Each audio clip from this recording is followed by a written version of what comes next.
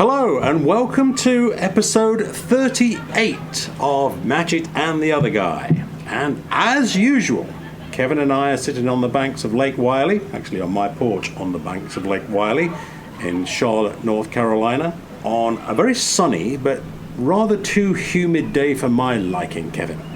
It's a very summery day. It is a very summery day. And I think my evidence for the summery day is we have a boat jetting across the water, and we have a family jumping off the dock across the lake. You can maybe hear them.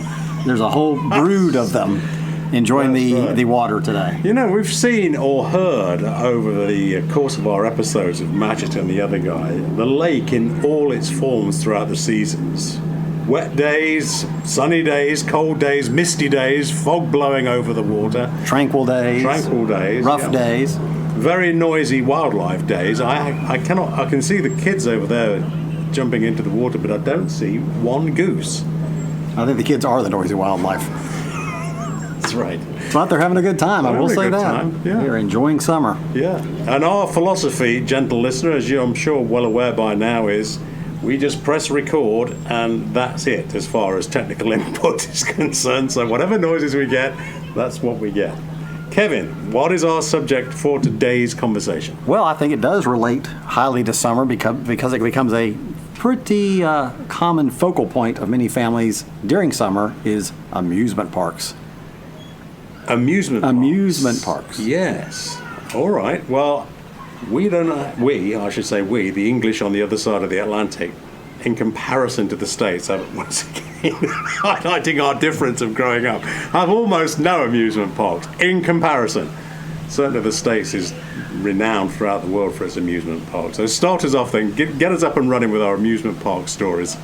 Well, I guess we'll start with the granddaddy of them all, being Walt Disney World. Yeah. And my first experience with it, I guess it would have to be my first amusement park experience. We went when I was 5. Oh, yeah. And I think at that time, it had only been open maybe 4 years or something like that. So it's still a new entity. And, you know, when you go at 5, you don't remember everything, but you remember, you know, some things. Sure. One thing I do remember, and a lot of people that are older will remember this, and I'm not sure when they changed it, but back then, to ride the rides, you bought tickets, and there were different levels of tickets. Oh, okay. And I don't know if you ever heard the term something's an e-ticket. No. That is the top ride. One of the top rides at Disney World was an e-ticket. Oh, I think it was either more expensive or whatever, but it was one of the better. Popularity then? So probably popularity or how much thrill it was. I don't know that they had Space Mountain in 1974. They might have. Okay. But anything that was the highest end stuff was an e-ticket. So it started off at A, B, C, D, E. I think so. Right, okay. I think so. That would make sense. So the teacup rides, for want of just imagine, which are still there. That would probably be an A or a B. Exactly. Right. Okay. That would be my guess. Right. Okay. Yeah. And again, I've slept some many moons since then. But I remember, of course, Mom and Dad, it was the 3 of us, and we went down and we spent X amount of days. I don't recall that part. We do have pictures. I can easily document it in photographs. Yeah. But I'm not sure how many days. Maybe my sister would remember. I'd have to ask. She didn't go with us on that trip, but she may remember how long we were gone. But I do remember my big ride was the Dumbo ride. Okay. That, we kind of it was just flying Dumbos going in a circle. When the rides took off, it would lift up in the air and take you around. And whether or not I've seen that in reality or not, but I can see it in my mind's eye right now. I can see Dumbo going up and down. Yes. Yeah. And that was my go-to ride. Yeah. And I think they had the race cars back then. Okay. It's hard to recall that far, but we ended up, as you know, I moved to Central Florida around the time. Well, I moved there just after I turned 12, but we started going down visiting family, which kind of we touched on this before, got me going that way. Yeah. So we would visit down there. So I remember going to it more then and doing Space Mountain for the first time. And I think by then they'd already changed it to where your park admission's your park admission, and you just ride whatever. Yes. And get in line. But and now of course. Again, and I'm no expert on Disney, but I think the idea of different levels of access to the park has made a return, has it not? With different wristbands to be able to effectively cut the line they call it fast passes. Fast passes. That's Fast what I'm thinking passes. of. Yeah. Which we went to Disney. What has it now been? 3 to 4 years ago. Yeah. And we actually worked with someone who coordinates your whole vacation and everything, and he was fantastic. And got everything lined up, and we had our fast passes laid out for each day before we even got there. On Wednesday at 2 p.m. you've got a fast pass onto the Snow White ride or whatever. Yeah. And we just knew we'd go through the park and do other things, but around that time you'd come up to the thing and blip your armband against the thing, and it'd give you a green light. And then you go. You got to go in this little line that was like way up ahead of everything else. And it's a pretty good system. We did a lot of things that way. And of course, some things you just walk right on, and then some had lines that were, 2 hours deep, and there was no way I'm going to stand in a 2 hour deep line for anything. No. And we went in the off season. This last trip, I'm not going to go in the middle of the craziness. But, well, I have to say, I'm always so very impressed at how incredibly organized everything seems down in Disney's theme parks.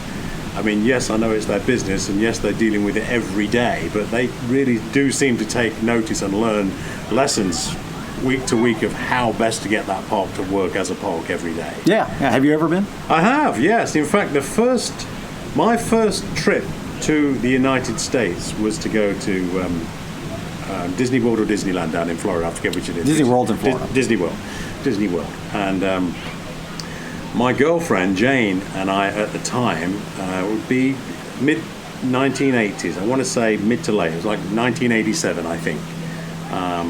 We always wanted to make a trip to the States, but it was so expensive for us. And then somebody, I can't remember, it's an airline which no longer exists now. I can't remember the name of it, but they were offering very affordable package deals to get to the States, including hotel, rental car, and tickets to the theme park. Oh. And we managed to do it. And I remember, so my first experience of being in the United States was in Florida for that very reason. And it was just a fabulous experience.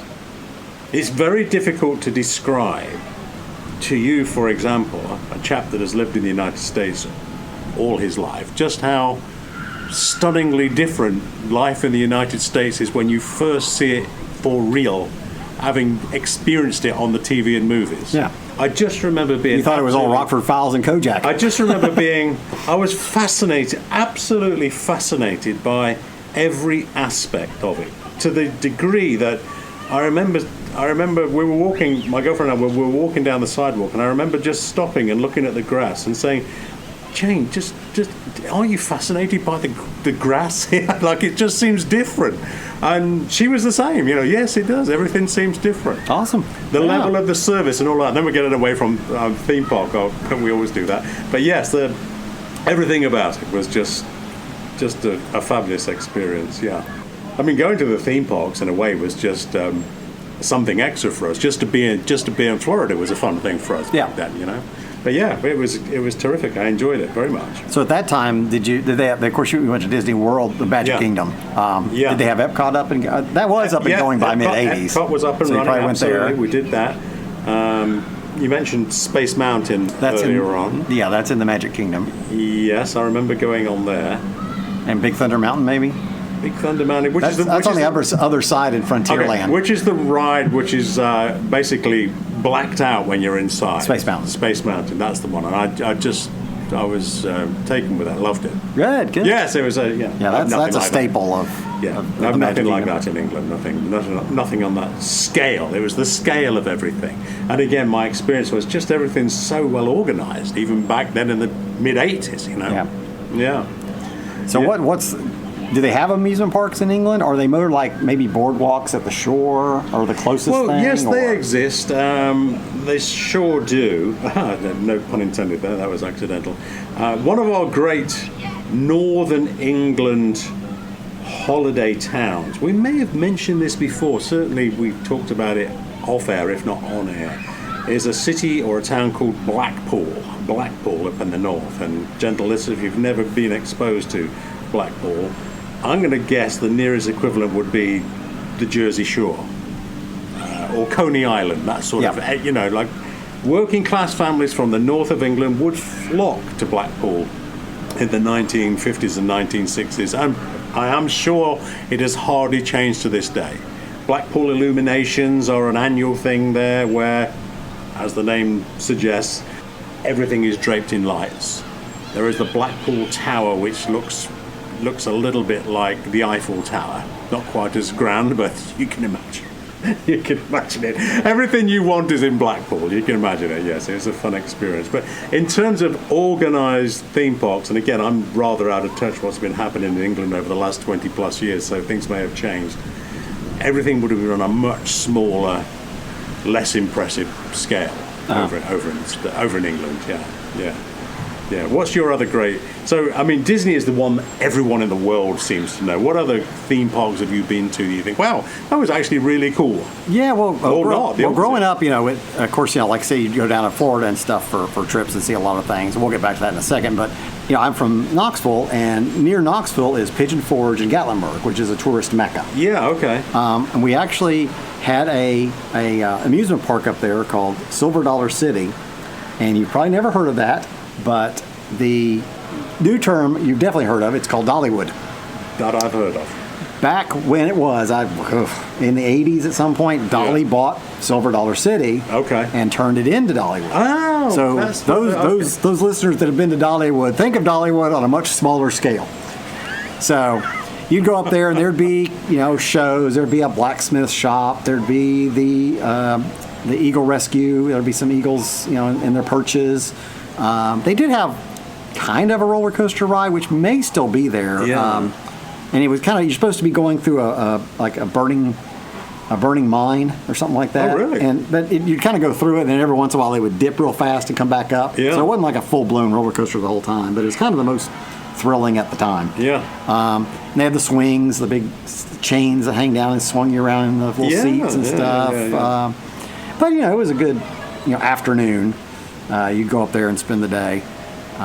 So now it's much more grand as Dollywood, which I've been to, but it's been sometime in the 90s. And with having Samantha, our daughter, 8 now, we'll probably get over there maybe within the year if things are going well to see it again. My family goes living there all the time. And forgive me, again, I'm learning every day is a learning experience for me in the United States. But Dollywood is actually incredibly popular, isn't it? Seems to be. Yeah. Yeah. I mean, I'm not sure. They certainly advertise here, and you'd think it reaches pretty far out. And of course, she talks about it in a lot of her talk show appearances and stuff like that if it comes up, or what she's doing and stuff. And Pigeon Forge, do they have a big car culture festival there once or twice a year? Yes. Right? They do rod runs there. Oh, they do rod runs. Oh, yeah. Well, they'll have hot rods. Oh, okay. Usually it's the old like T-bucket hot rods or old American Iron, those type of cars. The kind you'd have at the local cruise-in at the drive-through in your own town. Yes. But on a much bigger scale. That would make sense because I was in negotiation a few years ago now to buy a 1968 Camaro off a couple of guys in South Carolina, not far away from here. And these two guys were working on the Camaro, finishing the Camaro, but they also said, we're flat out because we're trying to finish a couple of cars that we want to take to Pigeon Forge. And it was, I sort of have no idea what they were talking about at the time, but I asked them about it and they said, oh yeah, great festival, and we go there every year. So I'm guessing there's a lot more going on there than I was aware of. I'm sure they do a bunch of stuff. I've never been to Pigeon Forge for one. I've been going through maybe when one was happening, and it's just coincidence. And you just see all these grand, American muscle and, vintage cars, almost always Americana. Yes, at these events and stuff. But for people that haven't been there, Pigeon Forge is this long strip of, 2-lane on one side, 2-lane on the other, and it's just shows and go-kart tracks and mini golf, and there are some museums. Like Elvis had a little small museum, or they had a small museum for Elvis there, which may still be there. Yeah. There was a police museum or law enforcement museum there. Okay. And the funny thing is, if you start on one end in Sevierville, which is where Dolly Parton is from, there's a little statue over in the little town square there. And you kind of work your way from there. There's little shops and stuff like that. And you end up going through Pigeon Forge, but right when you get to the end, you're at the Great Smoky Mountains National Park, and all that stuff just stops. And all of a sudden, it's trees and wildlife. But what you're doing is as you wind your way up, I can't remember how long it takes because I've been in there a little while, but then you end up in Gatlinburg, which is a little town up in the mountains. Right. And it's more of the same. But it's so compact. It's almost like a little European city, little town. It's T-shirt shops and it's arcades and fudge shops, taffy making, caramel apples, stuff like that. And there are museums up there and restaurants, and it has grown quite a bit. And I would probably be shocked because I haven't been there in a long, long time. But it will be fun to get up there and see what's there now. Yes, I'm trying to envision the things you're describing, and my nearest example of that would be Blowing Rock, which is not far from here, up the 321. It's about an hour and a half's run from here, and you'd be up on the Blue Ridge Parkway. And Blowing Rock up there has that kind of thing. It has candy stores and that sort of thing along the street. But when I first went to Blowing Rock, I would say now, the first time I ever visited there, maybe 10, 12 years ago, it was relatively a quiet little sleepy town. Not much bigger than a village, quite frankly. But the last time I was there, which was only a month or so ago, it was absolutely packed. Midweek this was, as well, like Wednesday. Couldn't park anywhere. It was just flooded with folks, you know. As Charlotte has grown, with all the influx of new folks moving into Charlotte, of course, I guess everything is slowly filtering out, and it's such a beautiful spot that up in the hills, I mean, I love it. And one of the great attractions, gentle listener, for those that are not from the Charlotte area, one of the great attractions of Blowing Rock and up around the Blue Ridge Parkway in the middle of the summer is it is significantly cooler, of course. Oh yeah. Right? Yeah, so that is a great respite from this valley of humidity down here. Yeah. And I noticed when I'm driving up there, I watch the temperature, the thermometer, the exterior temperature driving up, and you can definitely, as you're driving up towards Blowing Rock up in the hills, you can definitely see it drop by a good 10 degrees, and then when you come in down, it soon picks back up again. Yeah. So that is definitely we definitely lose some population on the weekends heading that way. Yeah. And regain them on Monday or something. Yes, I must admit, I am very attracted to the mountains up there. Just beautiful, spectacular views. It is. Yeah. It's a great part of the country. Very attractive. I think a log cabin up there would be wonderful. A few years ago, before I finally brought this place here on Lake Wylie, I was thinking about maybe a move up into the Blue Ridge Parkway would be a terrific thing.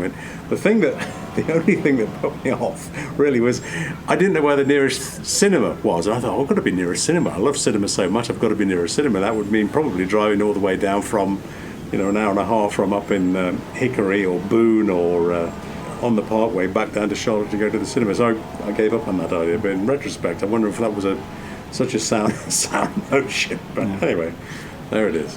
Well, getting back to the different parks and stuff that, yes. It's being Central Florida is such a tourist destination that when we started going down for our visits with family, when I was under 10 years old or getting close to it though. Yeah. We would go visit the ones down there, and one of them was Silver Springs. Okay. And here's where you'll know Silver Springs from. Okay. Silver Springs is where they filmed The Creature from the Black Lagoon. Oh. No kidding? Yeah, all those water scenes and everything. Yeah. That's where that was filmed. In fact, it became a very popular place for Hollywood to do because it was crystal clear water. Yeah. So they could get underwater and film and such like that. And so that's the most famous. And they were known, the park was known for their glass bottom boats. Okay. And you would spend time in the park, and I forgot what else you kind of looked at while you were there. They probably had peacocks roaming the grounds and beautiful. Such. But you schedule your time or buy a ticket, and you get on these glass bottom boats, and they would take you out with maybe 30 people in each one. Yeah. And you'd sit on these little benches around the perimeter in this big glass screen, essentially, you'd look down on, and they'd take you around and show you different parts of it and go, oh, this is where this was filmed. And I remember at that time, this was the late 70s, they had looked like a part of a Polaris missile or a part of a Saturn rocket down there. There's a model of one that maybe was 5 feet long, and they said, that's down there because they were filming a scene from the $6 Million Man. Like, okay. No, wow, I never knew that. Yeah, so exciting. And there was a commercial in the late 70s for I'm pretty sure it was turtle wax, Yeah. And they waxed a Maverick, a Ford Maverick. Okay. And then they dropped it in the water for X amount of time to show how well turtle wax held up. So that Maverick was sitting there on the bottom for however long. I'd have to look it up. Maybe in fact, we can probably find the commercial on YouTube, as we can find everything. Yeah. But so there's a lot of stuff around there. We'll probably find the episode of the $6 Million Man with a missile in it. Yeah. So that was one of those, and it's still there. I mean, Silver Springs is still there. I just don't know what they do there. I haven't looked it up in years. Yeah. They actually had an attached water park called Wild Waters. That was the flumes and stuff you'd slide down and stuff like that. Now this is not really anything to do with theme parks, and we may have spoken about this before, but certainly not to our listeners. And gentle listener, you may know that, or have picked up on the fact that I'm quite a Hemingway fan, and I have been for many years. Anyway, my Florida Hemingway story.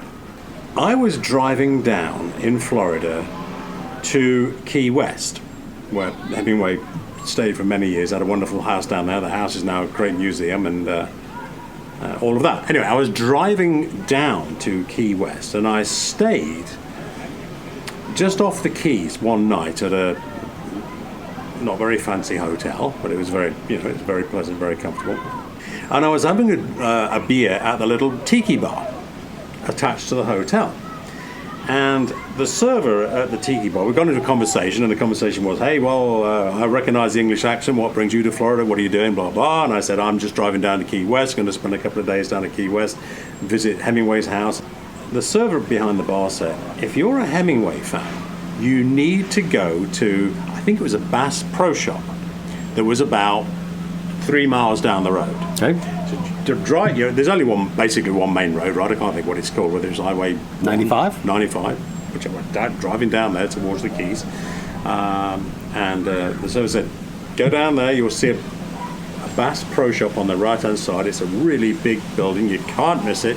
Go in there, and if you're a Hemingway fan, you'll see it instantly. You'll know why I've sent you there. But I've got to do this. This is too exciting not to do. So sure enough, I'm driving down the next morning. There's the Bass Pro Shop. I park the car, go inside, and unbelievably, I mean, right in the middle was a replica of Hemingway's Pilar fishing boat. Yeah, I was when you said there's going to be something in there, I was like, what is? And I know there couldn't be the real one because it's still down in the Key. It's in Cuba. Yeah, and seemingly this was. Forgive my lack of terminology for naval connotations. It was the sister boat of Pilar, built by, I think it was the Wheeler Boat Company, who were up in either New York or New Jersey, and with using the same plans that Hemingway's boat was made from, they made a sister ship, or sister boat, and it was just unbelievable just to see it there on display in the shop. Was it made back in the same era, or was it many decades later? No, I believe it was pretty much of the same era. Okay. And for those familiar with the Pilar boat, Hemingway's fishing boat, it wasn't really a custom-made fishing boat just for Hemingway. It was Hemingway ordered his boat from the Wheeler Boat Company. It was called something awful, like the Playboy 21 foot or something, whatever it was. And Hemingway said, well, I really like the idea of this boat, but we need it to be modified for what I need it for. And so more cold storage facility effectively was put into the boat, and one or two other changes were made. I think he dropped the height of the transom down at the rear so that he could haul marlin over the transom and get them into the boat easier. Because I don't think the boat was really built for Gulf Sea fishing, but that's what Hemingway wanted it for. And so they, at the time, I think this was fairly standard that boats could be modified. Probably still is, I'm sure. If you want to pay for it, you can have anything, can't you? That the boat was modified. But yes, so there was the sister to Pilar on display in this Bass Pro Shop down in Florida. And I'm absolutely sure it's still there. I wish I could tell you exactly where it is, but again, I'm sure if we looked it up online, there would be the details of it. But for me, driving down to Key West for a Hemingway experience to see this shit was a fabulous thing, you know. And if it just goes to show, if I hadn't have just decided that night, okay, I've had enough of driving, time to stop, my eyes are getting tired, I'll stay at this little hotel, and at the side of the hotel was that little tiki bar, I would never have thought of stopping at that. Yeah, to this day, you never was known it was there. Yeah, it would never have known it was there. Yeah. I tell you, Florida's so chock full of those type of things, and you know, some of them kind of go back. People think of mine the golden era, I guess, of the old highway driving, all the roadside attractions and everything. Gatorland is one. Yeah, that's why was that in my head at the same exact moment? Well, you said it was a sort of golden years, and that. I never had been to it, but I've seen it in brochures for many years. Yeah. And you wonder what's still there. I remember back then there was a place called Weeki Wachee. And you'd go, I don't know that we went. I've not heard of that one. But their big thing was you'd go, I guess, kind of in this stadium or whatever, and they had this giant wall where you could see the tank, and they were known for their mermaids. Oh, okay. And the mermaids would be under the water. Yes. And I think they did this whole production show that lasted a good long time, and they stayed underwater the whole time. I think what they had was tubed regulators nearby. Oh. And during their performance, they would just, while your attention maybe was on these two, the other mermaid may come over and get her breath. And come back. But they stayed. I guess that was the trick of it all. They stayed under the water as mermaids during the whole performance. And I'm sure the park and whatever you paid to come see had other things to do while you were there. But gosh, I can see that now. I'm trying to plan. So you could kind of imagine the performers diving into the water, and whether or not there were hidden tanks somewhere behind a rock. Or I think they did. It'd be kind of a cool thing. I'm not completely sure, but I think that's what I remember of knowing about it. But I don't think we ever went to that one. I know my parents did, maybe before I came along. So, and the other one we would go to was Cypress Gardens. I remember the name from my first trip to Florida, Cypress Gardens. I do remember that. And I couldn't even tell you where. Probably Central Florida is where it is, or around, maybe Tampa-ish, something like that. But they were known for the ski show. Because you'd get to the stadium and watch this amazing ski show. Yes. That was done with the people up on the triangle of 9 people all stacked, or they'd come through and doing tricks and stuff like that. In fact, growing up at the lake house, the skis we had were Cypress Gardens. Oh, were they? Skis, yeah, the old wooden ones. Yeah. But had the logo on them, and I can't remember what else much you could do there. You could all these places. There was probably a little ice cream stand. There was a hot dog stand. There was all kinds of that, but. Cypress Gardens, they had women walking around in the big bell hoop skirt outfits, with the parasols, and they would just kind of sit on the lawn, and people would take pictures and all this kind of stuff. That was a little geared more toward my parents. I enjoyed the ski show, but beyond that, a more tranquil experience. But great. If there's one thing, America does so many things so very, very well. But if there's one thing America really excels at, I think when you look to the States from Europe, is shows and show business. You guys just always had it sort of nailed, for decades. Everything seems to work, and everything seems to work like clockwork most of the time. Yeah, most of the time. Most of the time. I say most of the time. I was suddenly thinking I went to see the Beatles' Love show in Vegas. And I was so thrilled with it the first night. I don't know what I was doing in Vegas, but I happened to be there for a couple of days. I must have been going to anyway, it doesn't matter, car auction or something. Business took me there.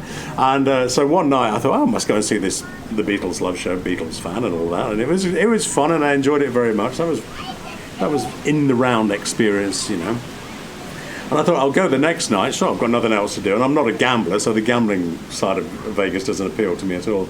So I went again, and I think we got halfway through the show, and there was some technical breakdown of the show. And the lights all came on, and we kind of sat there for 45 minutes until this hydraulic issue was sorted. And then off we go again, back to the show. Yeah. Anyway, it was I've never been. Experience. We could probably talk 2 hours on Vegas if we'd both been there to compare notes, but I've never made it out there. Yeah, I like going to Vegas, but again, I couldn't do it often. To me, it's a bit like visiting New York. I enjoy visiting New York, but don't ask me to stay there longer than 3 days because it's just too much for me. Yeah. I enjoy it, but I need to get away after 3 days. And Vegas is kind of the same. It's tremendous. I enjoy the kind of make-believe world of all the casinos and love people watching, and there's something very special about Vegas, but it isn't the gambling for me. But after 3 days I've had enough. It's time to go. The one thing it just drives me up the wall at Vegas, but I understand it's just how it's done, is when whichever hotel you seem to check in, if you're on the Strip, so it's one of the big well-known casino hotels, you have to walk through all the gaming room to get to the elevator to go up to your room. Which the first time If you believe it or not, that's planned. I understand. I don't want to burst the bubble here, but they actually planned it that way. I understand that. And the first time you do it, or I do it, I can't speak for everybody else, I'm okay with it. But the 16th time you do it, I've kind of had enough of it. You've had enough cha-ching, cha-ching, cha-ching, clang, clang, clang, clang, clangs. Oh, that and just remembering where the elevators are, because everything's so vast. Now, should I have turned left at the roulette wheel, or should I have turned right? And oh boy, oh boy, oh boy. But anyway, that's another story for another day. But well, I believe one of the destinations I think you've got on your list is I think you want to go down to Universal and see the Harry Potter world, don't you? yes, I would like to see that. I would absolutely. Yeah.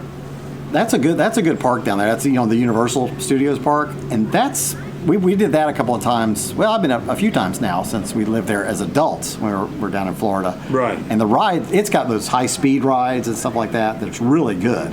I mean, the Hulk is one of the best steel coasters. I think they still ranks. I know at one time it was ranked, I think, #1 steel coaster in the country, and probably balances out with some of the new ones that are coming out. But it's really good. I tell you what, I don't think this exists, and gentle listener, please do tell us if I'm completely wrong here. But I would be fascinated just to see more the sets of great movies. Now you can say, well, if you went to the movie studios, they'd do that for you. But I was thinking that sort of in Florida, rather than rides based around Harry Potter, for example, which the rides don't really appeal to me. I guess I'm just getting too old and long in the tooth for that. But to see some of the original sets rebuilt would be spectacular. Now, I know that exhibit exists over in England, at the movie studios are used in England. But with America being, we just talked about it, with America being so good at shows and show business and recreating, can you imagine visiting Hogwarts in its entirety? So you'd walk through the main building and there would be everything. You'd see the main hallway and everything would be off to the left, up the stairs, or to the right, and the dining hall. And I mean, it'd be a big construction, but that would be fabulous. That I would love to see, right? I don't know what they, as far as it being Universal Studios down there, I'm not sure what they have as far as that goes. It seems like when we went there, oh gosh, probably close to 30 years ago, we took a tour that took you on a back lot, and there was like the dog cafe that was in the Rocketeer was back there. Oh, okay, yeah, okay. I think, seems like, I want to say we went down a street that was maybe as a reproduction of the type of house they used in Leave It to Beaver or something like that. Obviously, it couldn't have been the real one because that was probably in California. But I remember seeing some things, backlot tour kind of thing. Yeah, I mean, I like all that. I mean, I love all of that, to see the sets. But I think to go beyond seeing the sets, because if you look at a movie set, it only works where the camera has been locked off in terms of the shot. Yeah. But 1 inch to the left, of course, it's just bare walling or it's scaffolding. But I think to recreate an entire building as it was intended to be in CGI, for example, would be a tremendous thing.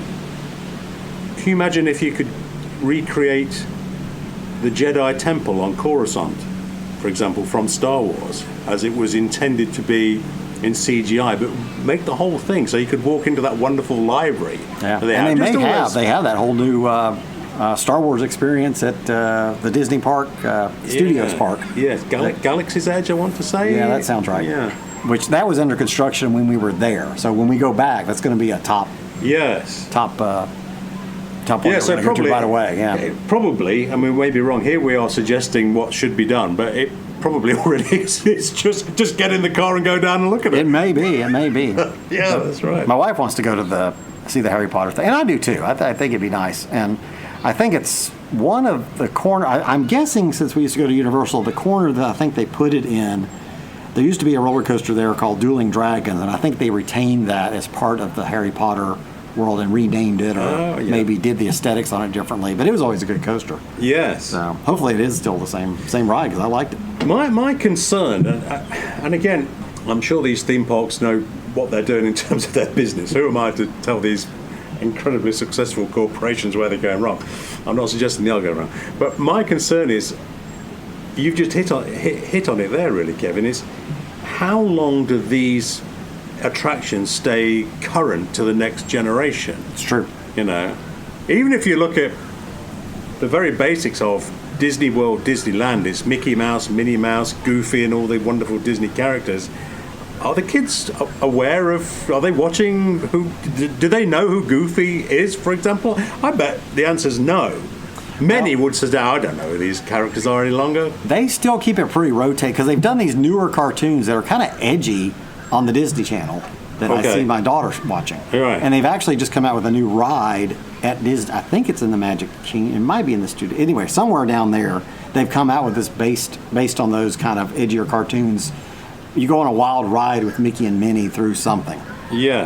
I think a lot of it's, you see it. It's visual rather than actually action of you being moved through it. Yeah. But so our Mickey, let's take the character Mickey Mouse.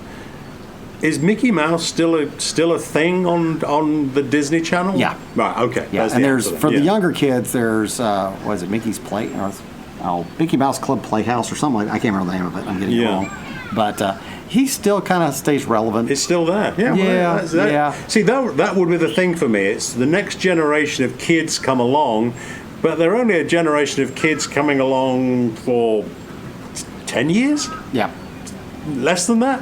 And then they're gone doing their teenage things, and we have to rely on the next generation of young kids coming along, having to remember who is Harry Potter, who is whatever it would be. I think that must be a challenge for the parks to remain continually current. Yeah, I do know Universal's a prime example. They've changed a lot of them because some of them did get kind of old. I don't think the Back to the Future ride is still there. It was one of those where you kind of sit and the seats move and you go through you're seeing more of a movie. Okay. But it feels like you're moving through it. Yeah. They used to have that and an E.T. ride. I think those are both gone. There was a Terminator 2 type thing. I think it's gone. Yeah. And there was one that I didn't really care for. It was King Kong, but it was like, I forgot what it was actually called. But I think they turned that whole building and ride into the Mummy. Something like that related to the Brendan Fraser, but that's kind of old. That's been a while. So poor Brendan Fraser seems to have dropped seems to have just disappeared completely. Maybe there's a story there I'm not aware of. But I haven't seen anything to do with Brendan Fraser since the Mummy movies, and that was it. Then disappeared and gone, seemingly. Maybe I'm wrong. But they seem to be always, at that park especially, kind of ebbing and flowing their ideas of new things. And they have to. They used to have a Twister ride. I don't think that kind of an experience. But I don't know if that's still there. I guess we'll find out when we get down there one of these days with the family. But I think we need to wrap this episode up. But I'm going to ask you one question before we do finally wrap up here. And I just said earlier on, I would be thrilled to be able to explore a recreation of how J.K. Rowling imagined Hogwarts. One-to-one, full-scale. I think would be really cool. If you could visit one movie set, what would you like to go? If we won the lottery tomorrow, it would have to be a big lottery win to be able to do it. But if we could do this and we could create film sets, which film set would you love to go and explore? Open the door and walk inside. Oh gosh, that's an on-the-spot question. Yeah, well, the world. You do it to me every week. What are you talking about? Every episode's like that. Yeah, the world of Hogwarts. I do enjoy the movie, so that would be a fascinating one. There's probably lots from the Star Wars universe that we talked about. Yeah, I think the Star Wars world. Well, there's so many wonderful sets you can imagine from Star Wars. It seems odd, but I would like to see. Other than I was thinking the other day, a friend of mine was talking to me about the the original James Caan rollerball movie. We may have chatted about this before, and I remember many years ago watching a documentary about the making of rollerball. Gentle listener, if you're unaware of rollerball, it was kind of a futuristic, rather violent game played. It was kind of a combination between roller derby and American football. It was an odd science fiction movie, but the arena where the movie was set, and it has to be the original James Caan movie. The remake that happened a few years ago was, in my opinion, thoroughly ghastly. But the original movie, to recreate the arena where the rollerball game was played, I think it would be just an amazing thing to see. Of course, they had to make the whole thing to make it believable for the movie. And I remember there was a documentary about the movie, and several of the actors were saying, we were told to skate round and get into formation as if we were playing this game, and we started to sort of imagine what it would be like. How would you create a set of rules to make this game work? And I thought that's actually quite fascinating. It would be interesting to see how they do that. So I'd love to see a recreation of the rollerball arena. I just think that'd be a wonderful thing to see. Well, we better go, and we're at 47 minutes. Gentle listener, I hope you enjoyed that. Join us again for another episode of Matchett and the Other Guy. Bye for now. We'll see you soon. We will. Yeah, actually, I think.